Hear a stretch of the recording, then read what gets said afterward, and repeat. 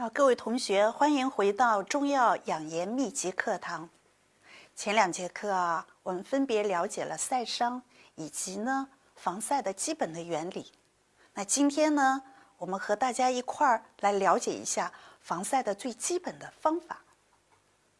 第一，就是不同的季节的防晒方法。春冬它的防晒，比如说春天和冬天，它的阳光比较柔和，紫外线呢也相对来说比较弱。这个时候我们可以选择防晒系数比较低的，一般是 SPF 是15左右就够了。那么除了防晒以外，你也可以试着去擦一些隔离霜，因为隔离霜不但能够对紫外线能够起到隔离的作用，还能够隔离比如说彩妆以及污染的空气。一般来说，我们是先用隔离霜，再用防晒霜。那么紫外线照射它不仅能够会产生黑色素，还会使你的一些肌肤老化。因此，你如果是比较白皙皮肤的妹妹们，那么每一次暴晒于阳光下，就应该及时的使用防晒的产品。同时每隔2到3个小时就要补擦一次。此外也要提醒大家，水中一样会被晒伤，所以如果你有潜水、游泳、戏水，只要是室外，在这里的话，都需要擦抹一定系数的防晒护肤品。那么为了更好的防晒效果，一般建议出门前半个小时，最好将你的防晒液体能够涂抹在你的皮肤的各个部位。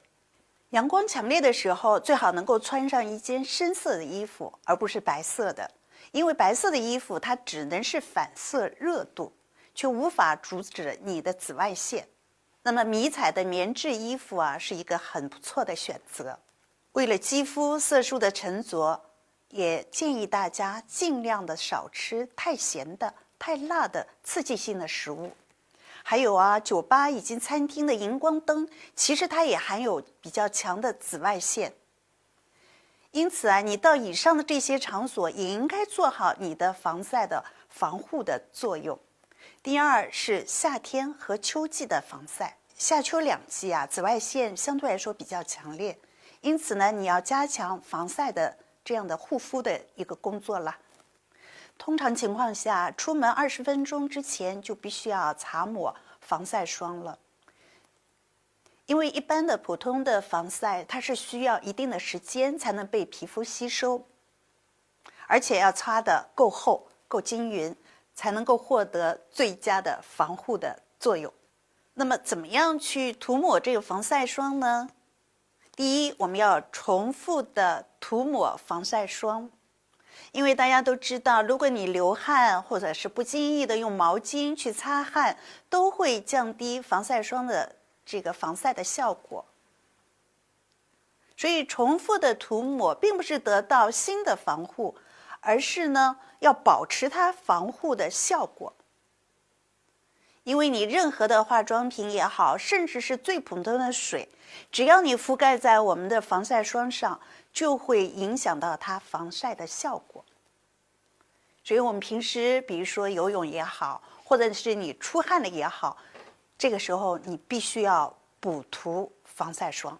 第二就避免正午出门，因为 UVB 在中午的时候，它的辐射的强度可高于早晚的150倍，所以避免在中午出门是可以起到自我保护作用的。第三是要使用足够的防晒霜。防晒的保护其实不是只是取决于它防晒的成分和系数的高低。其实在这里，你擦抹的厚度和均匀与否，也是一个非常关键的一个因素。防晒是应该在你护肤品之后来涂抹的，所以你的顺序不要弄错保湿类的产品它具有脂溶性，如果覆盖在这个防晒霜上，会吸湿或者是溶解防晒的成分，这样就使我们的防晒效果就失去它的应有的功能。那么第二我们就推荐几个防晒的小秘招吧。首先一个，你可以经常吃番茄，适当的吃一些番茄可以帮助我们防晒，降低紫外线对我们皮肤的一个损伤。因为番红素啊，在防晒伤的方面是起到一个重要的作用。如果你每天食用40克的番茄，可以被太阳的损伤的这个风险啊，会大大的减少。所以有时候我们在很多护肤品里面也会看到番茄它所提取物的成分。第二呢，就少吃感光的蔬菜。平时啊，我们还需要注意，最好不要吃一些感光的蔬菜，这样会容易什么样呢？长斑，特别是盛夏。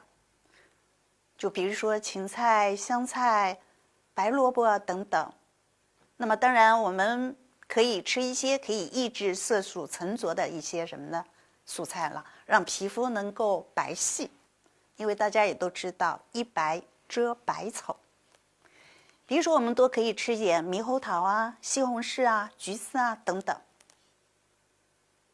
第三呢，就是晒后以后啊，不用热水洗脸。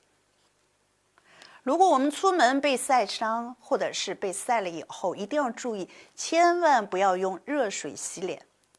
如果你晒伤了以后，再用热水洗脸，会使得毛细血管扩张充血，如同什么呢？被热水又灼伤了一遍。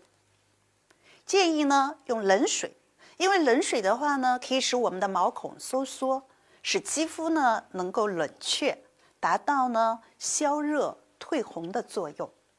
第4个小秘诀呢，其实我们前面也提到，阳光充足底下，你可以选择一件迷彩的衣服来抵挡紫外线的照射。一般啊，我们会选择的衣服的时候的色彩，就是色彩比较丰富的，它能够过滤紫外线，这样效果比较好。衣服的防晒能力啊，其实取决于衣服的质量，其次呢才是颜色。那当然，一件如果是迷彩的或者是色彩的棉质的 T 恤，对紫外线的过滤效果相对来说比白色的要好。好，各位同学，通过我们上面所说的一些基本方法，你是不是能够都掌握了呢？那今天这个课我们就先上到这儿，谢谢大家。